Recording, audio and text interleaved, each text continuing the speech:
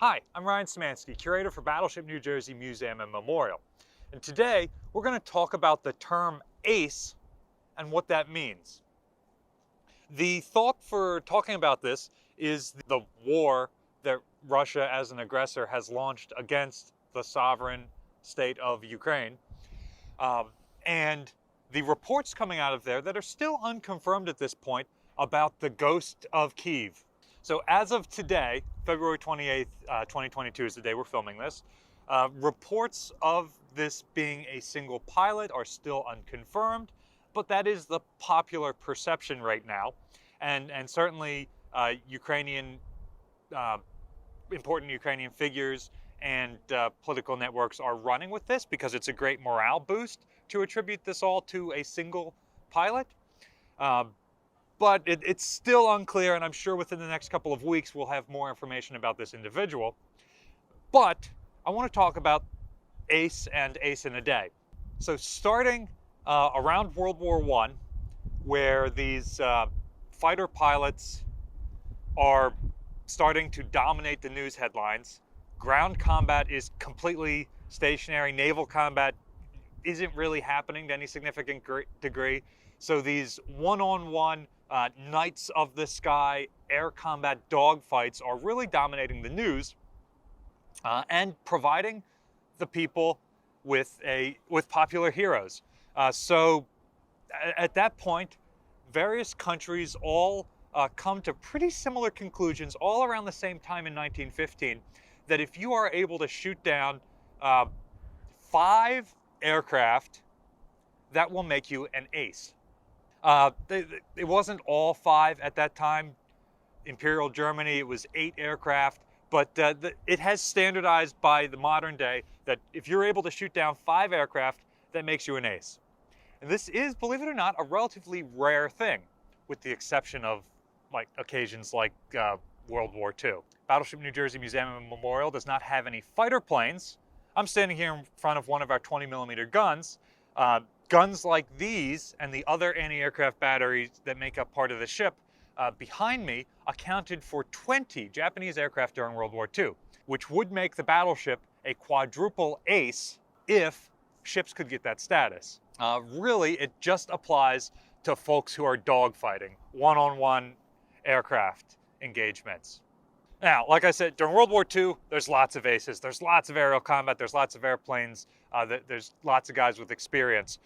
But with the exception of those world wars, it is far less common to see aces. Assuming the ghost of Kyiv is a single person, then he is the first ace of the 21st century, and possibly the first ace in the day since 1965. So the most recent conflict in which there was an ace that I could find documentation for would have been the Iran-Iraq War between 1980 and 1988. During this time, there were a couple of aces, notably Iranian pilots flying American F-14s, such as Jalil Zundi, who is probably the highest scoring pilot of an F-14 with 8 confirmed kills and 3 probables. Prior to that, the last conflict with aces, and possibly the last ace in a day, was the Indian-Pakistani War. And in 1965, on 7 September, an Indian pilot by the name of Muhammad Mahmud Alan is believed to have shot down 5 aircraft in a single day. 4 of them within just a couple of minutes, which would be another record. Now, the Pakistanis certainly don't agree with this, and there is some debate as to whether it actually happened, and India has never released the gun camera footage of the action, which would be legitimate proof. But the interesting thing here is that India fully says that this happened and supports the claim. It's good for propaganda. The reports that are circulating social media claim that on February 24th, 2022, over approximately a 30-hour period, this one pilot was able to shoot down 6 Russian planes. The reports go into more detail, listing exactly what types of planes are shot down. And as of the 27th of February, when the most recent reports come out, he is credited with downing 10 aircraft.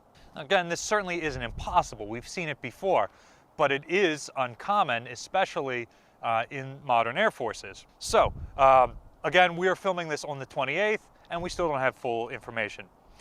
The aircraft shot down are allegedly a MiG-29, and he is himself flying a Ukrainian MiG-29, which is pretty common. It's a widely exported aircraft, just like the Iranians were flying American F-14 Tomcats. It's absolutely not strange at all that MiG-29s are dogfighting MiG-29s.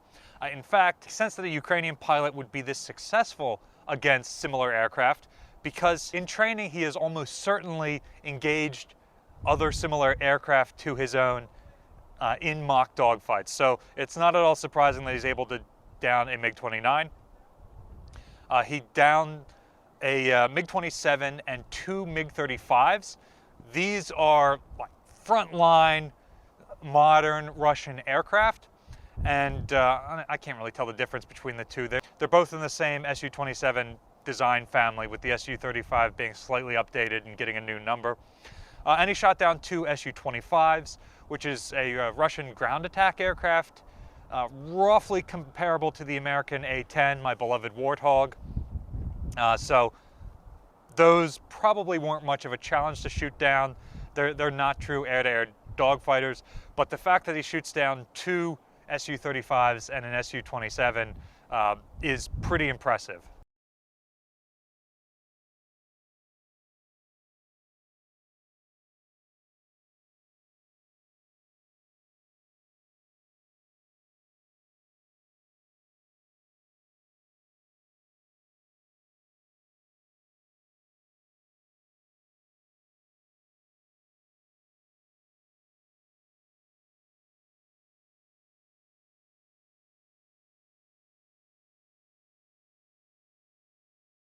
What's really impressive here is not just the pilot's skill, but shooting down 6 aircraft in a day when his MiG-29 only has 6 hard points means that he almost certainly didn't shoot them all down in one flight, which isn't surprising. He was able to land and get rearmed by his ground crew and go back up.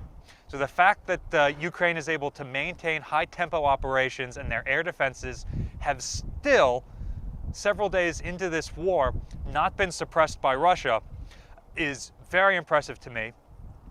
And two, that ground traffic controllers are able to detect incoming Russian aircraft and vector Ukrainian fighters to attack them, and that these command and control facilities and the communications equipment that they're using have also not been targeted. So the fact that an entire air defense network here, from the pilot and his aircraft to the ground crew and the hangars and magazines and other things that are fuel dumps that are supplying his aircraft, to the ground control stations that are able to vector him in on Russian aircraft, are all still functional. And that's just something you don't see. Going back 30 years and looking at the first American invasion of Iraq, Iraq had the most sophisticated air defense network in the world. And over a short period before the ground war started, the United States is able to pick apart those systems so that the ground war is virtually unopposed and they have aerial superiority. Russia has something like 200 times as many aircraft, modern aircraft, in their inventory as Ukraine. So the fact that they have launched this invasion without managing to suppress any of the 3 legs of the triangle here, the fighter aircraft, the ground control stuff, and the hangar and runway facilities, is really impressive. It makes you wonder what the Russians are doing. So it certainly adds credibility to the idea that a single Ukrainian aircraft could blitz through the Russian offensive, because it doesn't seem to be well conceived. Who's your favorite ace? One of my top favorites is probably the test pilot Chuck Yeager, who became an ace in a day during World War II. Let me know your favorites in the comment section down below. Battleship New Jersey receives operating support from the New Jersey Department of State, also from a number of other businesses and private individuals like yourselves. We really appreciate the support you guys have given us.